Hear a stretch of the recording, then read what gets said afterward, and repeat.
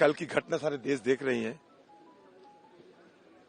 हमारी तरफ से मांग था, आपने कभी ये सुना कि देश की प्रधानमंत्री या गृह मंत्री इस मुद्दे पे कुछ कहे कल से?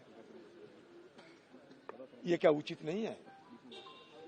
2001 साल में जब इस घटना घटी थी, इस तरीके की हमला हुई थी, याद दिला दे हमारे नेत्री मैडम सोनिया गांधी जी कम से कम अटल बिहारी वाजपेयी को फोन पे उनको खैरियत पूछी थी।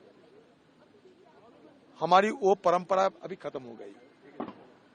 रोजाना देश की बात होते हैं, देश की सुरक्षा, देश की ताकत, हमें मिसाइल दिखाना जाते हैं, बहुत कुछ दिखाए जाते हैं, लेकिन अंदर अंदर कितना खोखला हो गए हैं देश की सुरक्षा, ये क्या चिंता के विषय नहीं है हमारे प्रधानमंत्री जी को?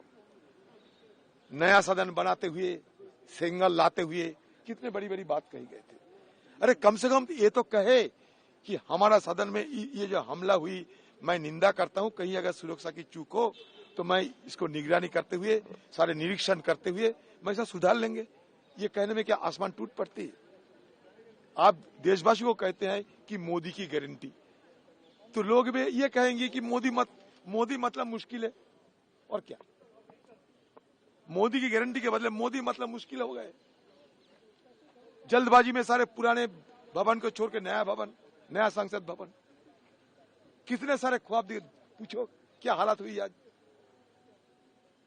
कोई भी कूद जा सकते। अब ये ब्यौरा देते हैं राजनाथ सिंह जी, पिछले जमाने में हुई थी, तो नया जमाने में क्या हुआ? आप कहते कि नए इंडिया, और जब आपकी कोई जवाब नहीं आता तो कहते कि पिछले जमाने में हुई थी। अरे उस जमाने की सिक्योरिटी के इंतजाम थे देश में, फिर भी उस जमाने में निहत्थे लोगों ने ये पार्लियामेंट को बचाया था, ये ऑगस्ट हाउस को बचाई थी।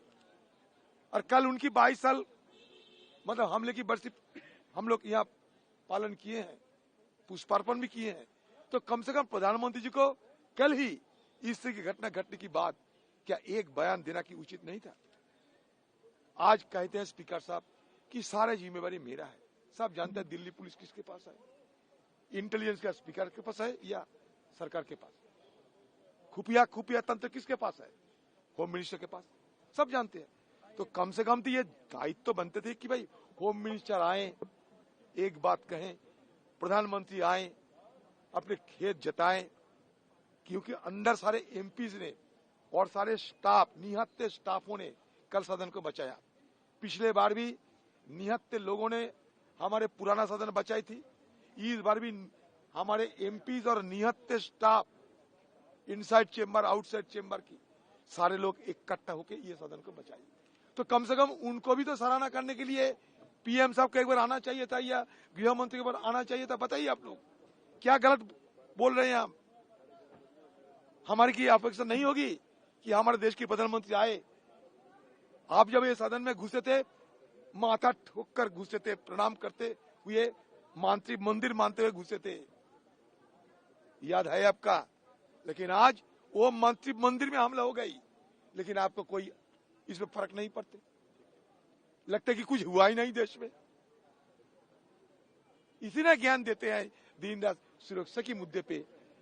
और जब हमारी देश की सबसे बड़े पंचायत हमले की शिकार हो गए, अरे भगवान की आशीर्वाद, खुदा की दुआ कि उन लोग को हाथ में कोई खतरनाक हथियार नहीं थी, नहीं तो कल सदन के अंदर कितने एमपी को मौत होती, कितने स्टाफों को मौत होती, ये किसी को नहीं पता।